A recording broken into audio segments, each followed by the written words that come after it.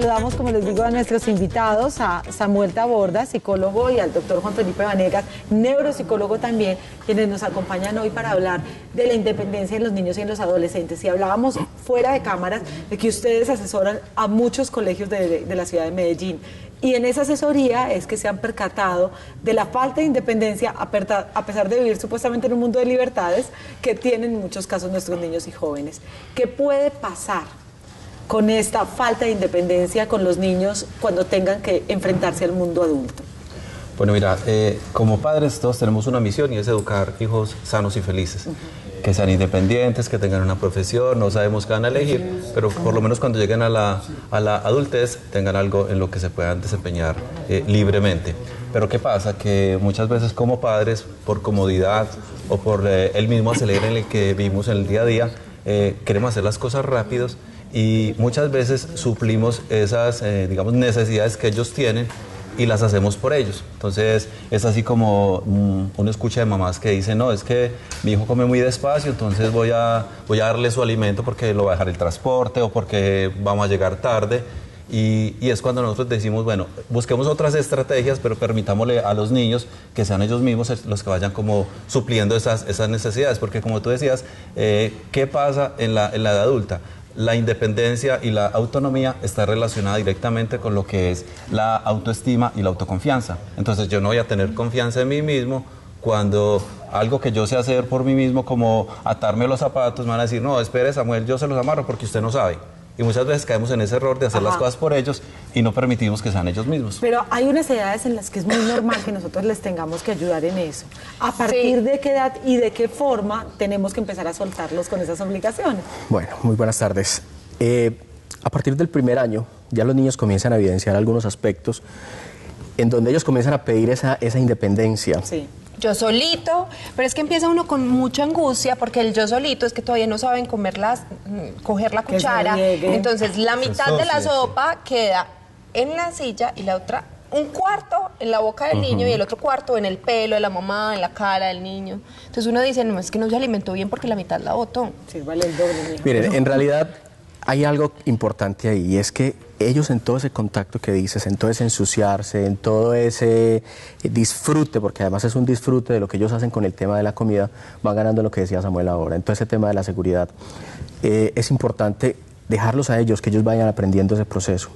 Yo voy a mencionar algo aquí, digamos que un poco salido del tema en cuanto a lo que tiene que ver con los niños que tienen una discapacidad cognitiva, por ejemplo. El aspecto más importante que se debe trabajar en ellos es el tema de la autonomía y la independencia, ¿cierto? Y es el aspecto que uno espera que ellos desarrollen para que esa discapacidad no sea tan marcada. Entonces, en los niños normales, entre comillas, ese tema de normalidad nos permite a nosotros ayudarle a ellos en ese proceso de evolución en su desarrollo, todo lo que tiene que ver con motricidad fina, todo lo que tiene que ver con coordinación visomotora. ¿Por qué? Porque en el coger la cucharita, que es algo tan simple, él va a empezar a realizar un proceso que es esto. Entonces él se va a dar cuenta que no es así. Por ejemplo, esta es la forma de la cuchara, claro. No es así. Él con el tiempo se va a dar cuenta que tiene que hacer una cierta postura, pero va a generar también procesos de desarrollo en coordinación visomotora. Y eso, como decía Samuel ahora, todo eso gana en autoestima, en autoconfianza. Y aquí hay un aspecto que me parece a mí que es importante, y es cómo nosotros como padres terminamos castrando a los hijos de acuerdo a nuestras necesidades, de acuerdo a nuestros temores, de acuerdo a nuestras experiencias y de acuerdo también a qué es lo que nosotros tenemos como expectativa. Ese proceso a futuro puede traer dificultades, que es no dejarlos ensuciarse, que la ropa... Ahorita lo discutíamos con Samuel y decíamos, nosotros tenemos 2 niñas de 18 meses. Yo le decía, ya mi hija, por ejemplo, quiere comer sola. Ella ya no quiere que yo le dé la comida. Ya, por ejemplo, vamos a algún lugar y ella ya dice, Yo le digo, no no, claro. Y su lenguaje a los 18 meses tiene 12, 15 vocablos por lo menos. No es muy amplio, pero ya tiene esa capacidad. Hay días que, por ejemplo, no se quiere dejar poner un vestido. Y ella dice, no. Y entonces uno dice, pero tiene 18 meses. Es importante que ellos comiencen. No, mentira. No, al contrario. es que a futuro ellos empiezan a desarrollar esa capacidad de autonomía e independencia que no nos tiene que dar miedo a nosotros. ¿Sabes que si habláramos de cronológicamente y por edades, desde el añito que empiecen a pedir comer solo, deberíamos empezar a darles ese tipo de libertad? Posibilidad. Lo que pasa es que cuando entran al colegio y tienen que cumplir horarios, no es lo mismo los tiempos y el manejo del tiempo que tenemos como papás para poderlos dejar listos para que los recoja un transporte. Y ahí hay veces retrocedemos, porque mientras están viviendo en la casa, uno sí deja que coman solos, que se demoren lo que sea, pero cuando está el bus casi que pitando abajo, es uno, coma la carrera. ¿Cómo hacer en ese tipo de casos para no restarles autonomía e independencia, pero para también no hacer que sea un niño que lo deje siempre en el transporte, que siempre llegue tarde? Mira, lo que hemos hablado desde el inicio, lo importante no es que las responsabilidades las vamos a iniciar en ellos a los 6 o a los 7 años. En alguna charla que hacía con padres de familia de un preescolar, los papás me decían, pero mira, mi hijo tiene 2 años, 3 años, yo que voy a exigir a un hijo de 2 años. Y yo le decía, mire, desde los 2 años, como decía Juan Felipe, si el niño tiene sus juguetes regados, permítele que él mismo vaya recogiéndolos, y así cuando llegue a sus 6 años, pues va a tener un entrenamiento ya 4 años de que él tiene unas responsabilidades. Y las responsabilidades son muy acordes a la edad, como tú decías ahorita. Entonces, no lo puedo exigir yo lo mismo a mi hijo que tiene 2 años que al que tiene 8 o al adolescente de 14. Es como, yo cuando hablo con los padres o los muchachos, les relaciono, esto es como el colegio. No le exigen lo mismo al que está en grado primero que al que está en grado cuarto. Ya este tiene más exigencias, porque tiene un conocimiento previo. Entonces, con las responsabilidades y frente al tema de la independencia ocurre lo mismo. Es importante que en casa, desde muy pequeños, no escudarnos en que no, él está muy pequeño, él no es capaz. No, permitámosle hasta donde él sea capaz, que se equivoque, que resuelva también por él mismo esas dificultades. No resolverle, muchas veces nosotros como padres, le resolvemos a ellos y no permitimos que desarrollen ellos esas habilidades para cuando tengan una dificultad allá aparte afuera. Eso es lo ideal. Uno tener ese conocimiento para que desde que el niño nace, obviamente, hacer ese proceso gradual junto con el crecimiento del niño. Pero ¿qué pasa si ya las televidentes nos están viendo y dicen, no, yo ya tengo una niña de 10 años, un niño de 9, un niño de 7, de pronto no fui tan estricto a la hora de poner reglas y normas dentro del hogar, fui muy permisiva o laxa, o le hice muchas cosas para facilitarle la vida? Se puede empezar a proponer disciplina y a dar independencia y a dar tareas aun cuando ya haya pasado algún tiempo. Sí, claro que sí. Es importante. Primero, lo que tú dices, manejar el asunto de la culpa, o sea, no llenarnos de culpa y de que esta situación es porque yo en algún momento pues no asigné las tareas que debía haber asignado, pero sí establecer unas normas y ser equitativos. Si en la casa son 2 o 3 hijos, no es que yo solamente le voy a exigir a sino que vamos a hacer, yo sugiero mucho como lo que hacen en los colegios, que hay un manual de convivencia, donde hay unas normas, igual hay un manual de convivencia para el hogar, donde cada uno va a tener también como sus responsabilidades y las vamos rotando, pues hoy te toca los baños o a ti te toca la alcoba y vamos rotando esas responsabilidades, y en esa medida que lo vamos haciendo y que nos involucremos todos como familia, podremos ir fortaleciendo en ellos esas responsabilidades y esa independencia que queremos. Hablemos de las tareas escolares. Porque en muchos casos los papás nos quejamos que en los colegios ponen muchas tareas, pero es porque los papás llegamos de trabajar y nos ponemos a hacer tareas con los hijos.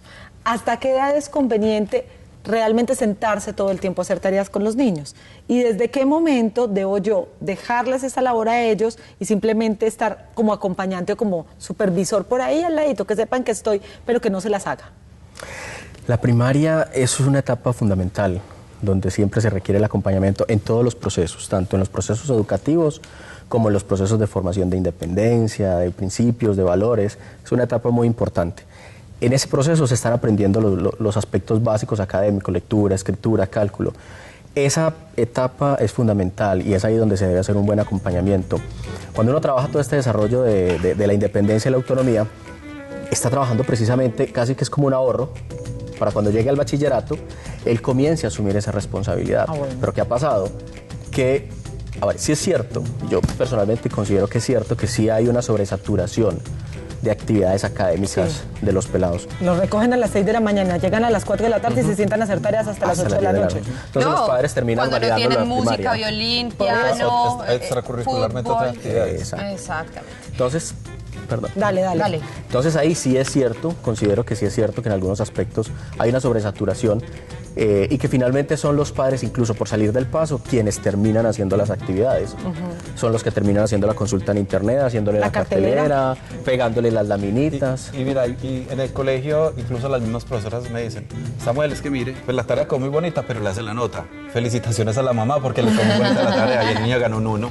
Pero no, yo te digo algo, hay tareas que también son muy elaboradas, que necesitan asistencia, sin duda alguna. Sí, pero hasta en esas tareas, unas cosas de asistencia y otras cosas hacerlo. Lo que pasa es que hay veces también los colegios, a las mamás que las hacen bien se las califican súper bien y uno que deja que la niña medio lo haga a su manera, hay veces no valoran ese esfuerzo. Y es un esfuerzo de los niños, o sea, es un trabajo que debemos hacer en conjunto. Pero quédense con nosotros para que sigamos hablando del tema de la independencia y de la repercusión que tiene esto dentro de nuestra vida adulta. ¿Listo?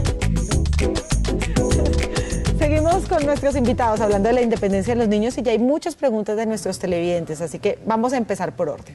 Una de nuestros televidentes nos dice que tiene un niño que tiene 5 años y que lleva 5 años enseñándole a recoger los juguetes y no ha podido.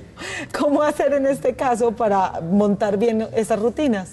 Bueno, con los niños funciona mucho lo que es el refuerzo positivo. De hecho, el refuerzo positivo en las devoluciones es algo que sugerimos mucho, no solamente a los profesores, sino también a los padres de familia. Y es que cuando yo vea que mi hijo está haciendo las cosas bien, entonces hacerle como el reconocimiento, que bueno, que mira que sí eres capaz. Cuando se presenta esta dificultad, decíamos ahorita, es bueno que empecemos a colocarle pequeñas tareas, porque si delegamos todas las tareas, seguramente se va a frustrar y no va a ser capaz. Entonces es como hacer un trabajo sistemático, donde el niño se le vayan asignando pequeñas tareas, requiera como una asistencia y se le van soltando cositas a él, y en la medida que lo vaya haciendo, entonces ya yo no tengo que decirle que se cepille sus dientes, sino que ya fue hoy, solo terminó de almorzar y se fue. Entonces, ser inmediato en el refuerzo, no en la otra semana, no me acuerdo que la semana pasada, no, ser inmediatos. Ve, Samuel, qué tan bueno que mira que no tuvimos que decirte que te lavara los dientes. Eso para él va a generar motivación para que la conducta se siga repitiendo. Entonces, sería como una buena estrategia que empecemos en casa a hacer esos refuerzos positivos. Como premios. Sí, se maneja como premios y adicional diría que es importante el modelamiento también. Cuando nosotros nos hacemos partícipes de la actividad y no solamente damos la orden y decimos, hazme el favor y recoges todo, y me quedo esperando que lo recoja o empiezo a regañarlo o a echarle cantaleta, sino que lo hago partícipe, le digo, ven, Manuel, vamos a recoger, ven, ayúdame aquí, coge acá, vamos a meterlo acá. Y yo me voy con la canastica y él va ayudando y va cogiendo. Estoy generando un proceso de sensibilización en él. Es muy rico porque ahora nos quedamos incompletos en un punto cuando nos preguntaban, bueno, ya tiene 10, 11 años, ¿qué hacemos? Y esto hace parte de ese proceso. Ahora, no hay una fórmula en el tema de la psicología, y por eso es importante tener siempre en cuenta esto, es que no hay una fórmula para todas las situaciones. Es muy personalizado, es algo muy particular, por eso es bueno analizar cada caso. Cuando hay unas problemáticas muy serias es importante que se pida asesoría profesional. Hay algo que se maneja a nivel social que es inadecuado, y es que el psicólogo es para ir cuando estamos locos. Nosotros no tenemos nada que ver con locos. Estamos locos, si Lucas, quisiéramos decirlo de esa manera. Nosotros trabajamos mucho con esa parte desde la psicología, lo que son procesos adaptativos, lo que son aspectos emocionales, comportamentales, y desde la neuropsicología todo lo que tiene que ver con aspectos cognitivos. Entonces, cuando hacemos esa diferenciación, ya no nos va a dar a nosotros como padres, no nos va a dar pena ir donde el psicólogo a decir, mire, tengo esta dificultad, el niño no quiere recoger los juguetes. Vamos a analizar también cómo son las circunstancias de cada uno a nivel familiar, porque esa dinámica familiar, la estructura psicológica de los padres, el lenguaje que se utiliza es importante en todo este proceso. Acá tengo dos casos distintos, sí, más. Espérate, que quería hacer una pregunta porque quería también unir dos preguntas que hay en nuestro Facebook. Seguramente son esas. Una es que una niña de 12 años dice que cuando empieza la adolescencia, que porque a ella ya no le gusta que le digan que es una niña. Pero entonces hay una pregunta de otra de nuestras televidentes que dice que ella, por ejemplo, deja que su hija sea muy independiente, pero que ya tiene 12 años y todavía le escoge su ropa diaria y no permite que la niña opine en esto, que si eso está bien o si lo debe frenar. Ahí nos haríamos la pregunta, si tiene 12 años y todavía hace ese proceso, ¿qué tanta independencia realmente le está dando? Porque finalmente el proceso de independencia va, y lo decía Samuel ahora, en el tema también de aprender a tomar decisiones. Es que cuando yo le enseño al niño desde pequeño y le doy la posibilidad, lo estoy formando para que tome decisiones. Finalmente la vida es una decisión todos los días, Sí. cada hora, cada minuto. ¿Cómo lo estoy formando yo desde pequeño y no le estoy generando una dependencia? Nuestra cultura, en cierta manera, ha sido una cultura dependiente, sobre todo muy matriarcal. Entonces, ¿qué han hecho? Está el de 30, 40 años que todavía vive con la mamá, todavía el hotel mama, porque de ahí sale eso. Entonces, lo que nosotros tenemos que generar es culturas como la anglosajona o la europea, son culturas donde rápido, entre más El hijo rápido vayan sale. saliendo, muchísimo mejor. Pero es porque desde pequeños les han enseñado, les han dado esa autonomía. Ahora, hay un aspecto ahora de la actualidad y es padres con unas jornadas muy largas de trabajo, niños que cada vez tienen que ser más independientes de manera obligada porque no están los padres ahí y muchas veces pues no hay una persona idónea realmente cuidándolas. Entonces creo que en ese punto pues realmente hay una incongruencia y es no hay autonomía realmente. Si yo a los 12 años, yo les daba un ejemplo ahora y es una niña de 18 meses que ya dice este no, este sí. Ahora, ¿hasta qué punto sigo yo los caprichos? ¿Hasta qué punto no? Claro, ¿cierto? porque es que también se puede volver uno el mandado por el hijo. Claro, sí, sí. ¿Cierto? Sí, sí. Hay que saber. Eso hay que saberlo, hay que Pero saberlo cuando regular. empieza el fin la adolescencia. Yo iba para allá, mira, tenemos unas etapas, hasta los 10 años está todo lo que es la parte de la niñez. Y hay un puente, yo llamo el puente, que es entre los 10 y los 12, que es la preadolescencia.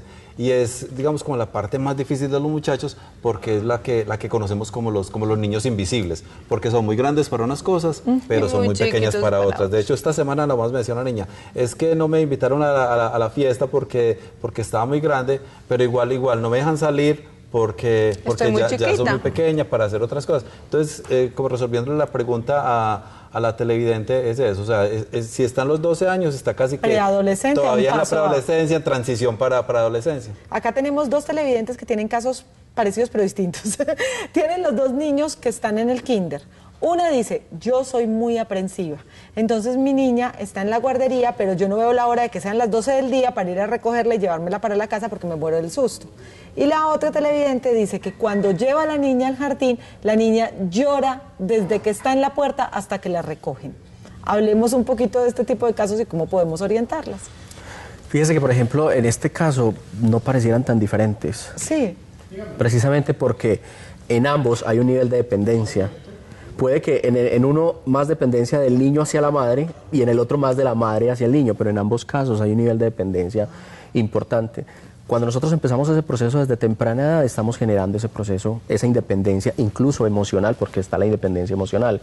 Y ese proceso de transición al preescolar, al jardín, son los más complejos precisamente porque hay un sentimiento de ellos además y es, si van a volver por mí.